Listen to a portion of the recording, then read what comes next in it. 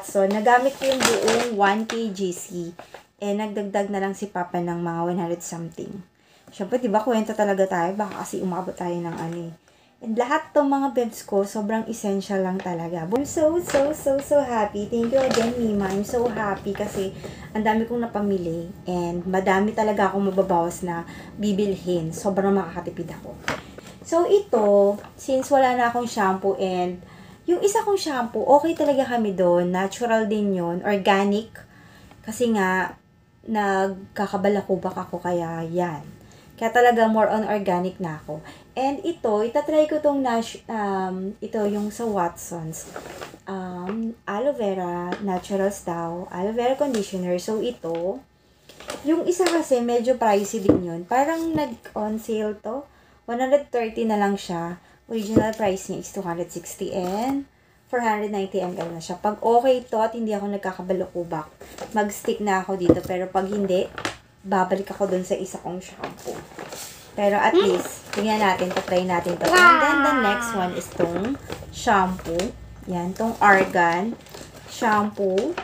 Yan, kasi para daw to sa damage and dry hair. So, let's try. Sana okay siya and sana okay yung smell niya. So, ayun. And then, ethyl alcohol. Meron kami nabili na sobrang mura sa Shopee. 1 galon, pero may kulay. Hindi ko talaga alam kung alcohol ba yun o tubig. And then, yung next is itong Garnier Micellar Cleansing Water. Yeah. Sobrang gustong-gusto ko tong itong vitamin C nila. Kasi meron na tong vitamin C with brightening effect. And sobrang love na love ko to. Ito na yung pang cleansing ko after kong maghilamos. And then, ito din yung pang tanggal ko ng makeup. Diba? Puro akin to.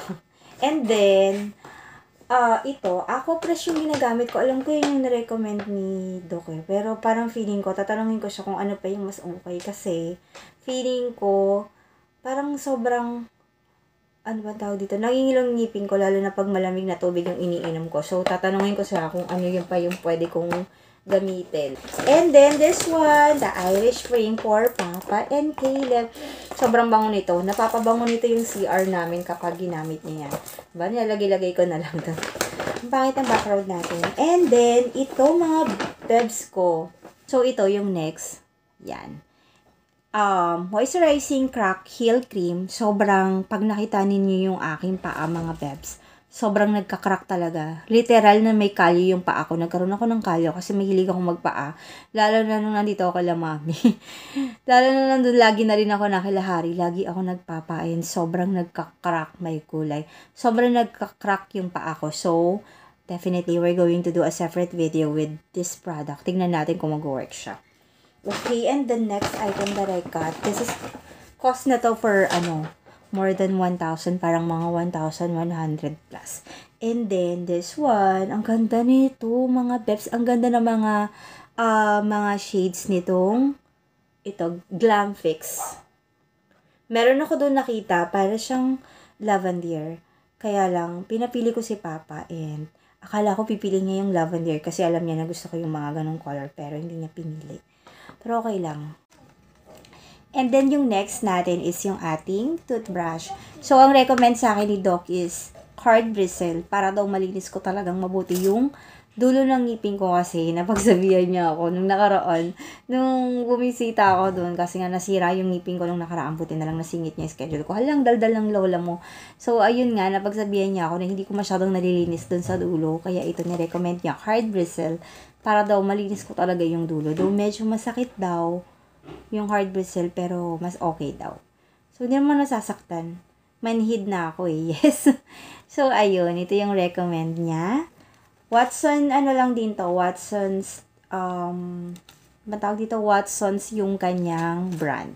So, that's it for our, quick Watson's haul. And again, thank you so much, Mima. Ang dami kong nabili. I'm so happy. Thank you so much. So, ayan. Magni-nail polish tayo. Kasi ang ating motto for 2024 is healthy. Stay healthy. Kahit may stress, hindi papastress. Stay pretty. Sexy. Beautiful. Laging positive. And always blessed to others. Ang dami! So, ayun mga bebs ko, that's it for our Watson's Haul.